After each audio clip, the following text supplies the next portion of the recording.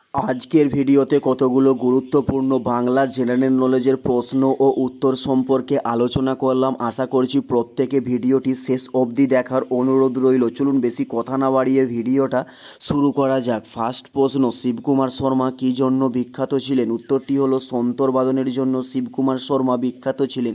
উত্তরটি হলো সন্তরবাদনের জন্য। নেক্সট প্রশ্ন, গঙ্গার ডান দিকের উপনদীর নাম কি? উত্তরটি হলো সোন। গঙ্গার ডান দিকের উপনদীর নাম উত্তরটি হলো সোন, গঙ্গার ডান দিকের উপনদীর নাম। নেক্সট প্রশ্ন, বিখ্যাত ভারতমাতা ছবিটি কে এঁকেছেন? উত্তরটি হলো অবনীন্দ্রনাথ ঠাকুর। বিখ্যাত ভারতমাতা ছবিটিকে এঁকেছেন। উত্তরটি হলো অবনীন্দ্রনাথ ঠাকুর। নেক্সট প্রশ্ন, কোন সমাজ সংস্কার নাম জনপ্রিয়? উত্তরটি হলো রামস্বামী নাইকার সমাজ সংস্কার নামে জনপ্রিয়।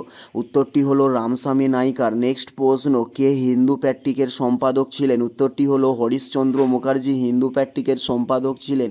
উত্তরটি হলো হরিশচন্দ্র মুখার্জি হিন্দু প্যাট্রিকের সম্পাদক ছিলেন। নেক্সট প্রশ্ন, নাসিক প্রশস্তি কে প্রচার করেছিলেন? উত্তরটি হলো গৌতমীপুত্র সাতকর্ণী নাসিক প্রশস্তিকে প্রচার করেছিলেন। উত্তরটি হলো গৌতমীপুত্র সাতকর্ণী। নেক্সট প্রশ্ন, ভারতের প্রাচীনতম সাহিত্য কোনটি? উত্তরটি হলো ঋগ্বেদ ভারতের প্রাচীনতম সাহিত্য।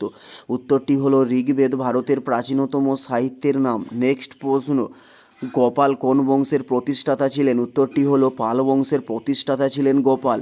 উত্তরটি হলো পাল বংশের প্রতিষ্ঠাতা ছিলেন গোপাল। নেক্সট প্রশ্ন, উজ্জয়িনী শহরটি কোন নদীর তীরে অবস্থিত? উত্তরটি হলো শিপ্রা নদীর তীরে উজ্জয়িনী শহরটি অবস্থিত। উত্তরটি হলো শিপ্রা নদীর তীরে উজ্জয়িনী শহরটি অবস্থিত। নেক্সট প্রশ্ন, ভারতীয় হকির জনক কাকে বলা হয়? উত্তরটি হলো ধ্যানচাঁদকে ভারতীয় হকির জনক বলা হয়ে থাকে। উত্তরটি হলো ধ্যানচাঁদকে ভারতীয় হকির জনক বলা হয়ে থাকে। এটাই ছিল এই ভিডিওর লাস্ট প্রশ্ন।